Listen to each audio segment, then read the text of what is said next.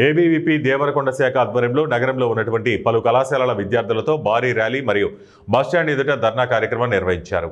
ఈ సందర్భంగా ఏబీవీపీ నల్గొండ విభాగ్ హాస్టల్ కన్వీనర్ యలమల గోపీచంద్ మాట్లాడుతూ తెలంగాణ రాష్ట్రంలో పాలకులు మారిన ప్రజల బతుకులు మారటం లేదని, గత పాలకులు విద్యారంగాన్ని పూర్తిగా విధ్వంసం చేశారని, ప్రస్తుత ప్రభుత్వం సైతం విద్యారంగాన్ని పూర్తిగా నిర్లక్ష్యం చేస్తూ మరింత విధ్వంసం చేస్తోందని, పేద మధ్యతరగతి విద్యార్థులు ఉన్నత చదువు కోసం సంజీవని లాంటి ఫీజు రియంబర్స్మెంట్ పథకాన్ని ఈ ప్రభుత్వం తూట్లు పొడిచే ప్రయత్నం చేయడం సిగ్గుచేటని, గత 3 సంవత్సరాలుగా దాదాపు 8,500 కోట్లు ఫీజు రియంబర్స్మెంట్ బకాయిలు పెండింగ్లో ఉన్నా ఈ ప్రభుత్వం నిమ్మకు నీరెత్తినట్లు వ్యవహరిస్తున్న తీరును ఏబీవీపీ తీవ్రంగా ఖండిస్తోంది.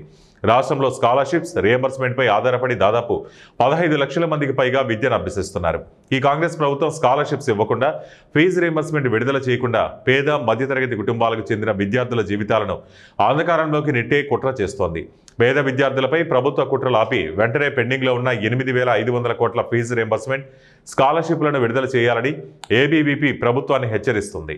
విడుదల చేయకపోతే రాష్ట్ర వ్యాప్తంగా ఉద్యమానికి సిద్ధమని తెలిపారు. ఈ కార్యక్రమంలో సంయుక్త కార్యదర్శి యలమల హేమసుందర్, పగిళ్ల విక్రమ్, ముడియా శంకర్, ఆయుధరాజు కొండల్, భూషరాజు రోకేష్, అరవింద్, చందు, వంశీ తదితరులు పాల్గొన్నారు.